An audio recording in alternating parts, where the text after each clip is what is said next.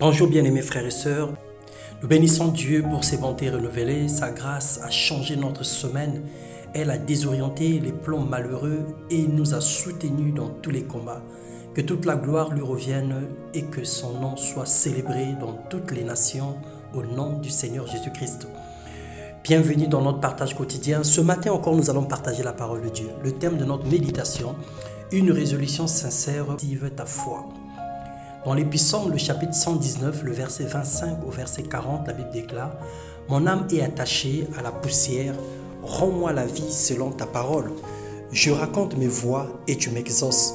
Enseigne-moi tes statuts, fais-moi comprendre la voie de tes ordonnances et je méditerai sur tes merveilles. » Bien-aimé, la sincérité de cœur est une attitude exceptionnelle qui distingue les vrais fils de Dieu aux faux fils de Dieu. Le Seigneur connaît nos faiblesses, il maîtrise parfaitement les plans de Satan sur ses enfants. Il n'exclut pas que nous serons attaqués, il n'ignore pas que nous pouvons tomber. Pour toutes ces situations, il a prévu un plan de rédemption, un plan de salut et de relèvement pour nous. La Bible déclare dans Proverbe 24, les versets 15 au verset 16, « Méchant ne tend pas de piège contre la maison du juste. » et ne détruit pas sa demeure, car même si le juste tombe 7 fois, il se relèvera alors que le méchant s'effondre dans le malheur. Le plus important, c'est notre mise en action, notre foi. Le Seigneur d'un côté et le diable de l'autre côté. Réciproquement, l'acteur et l'assassin attendent ce que prends-tu comme résolution, le chemin que tu emprunteras-tu. Le Seigneur attend les résultats que tu vas produire. Le diable également te regarde et voit ce que tu dois produire.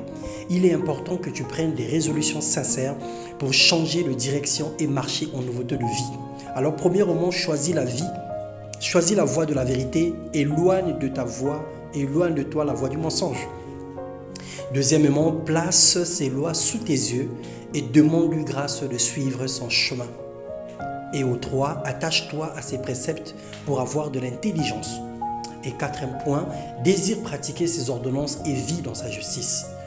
Pour cela, tu devras prier Dieu en disant « Mon âme pleure de chagrin, relève-moi selon ta parole.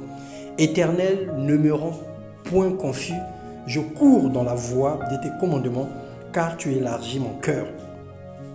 Enseigne-moi, Éternel, la voie de tes statuts. » Bien-aimé, que le Seigneur nous donne la grâce et la capacité de prendre des bonnes résolutions pour l'année qui arrive.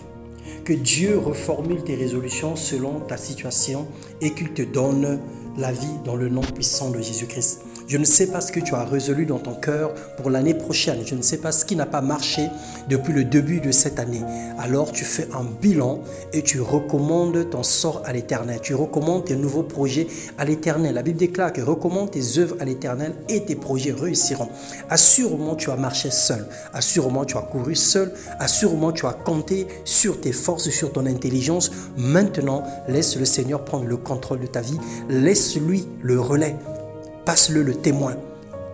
Le Seigneur te guidera, le Seigneur te conduira et ta responsabilité, c'est de marcher selon sa parole. Ta responsabilité, c'est d'emmener à l'intérieur de toi une attitude positive, une bonne conduite, la piété, pour que la gloire de Dieu s'éclate dans ta vie. Dans le nom puissant de Jésus-Christ, soyez bénis et fortifiés.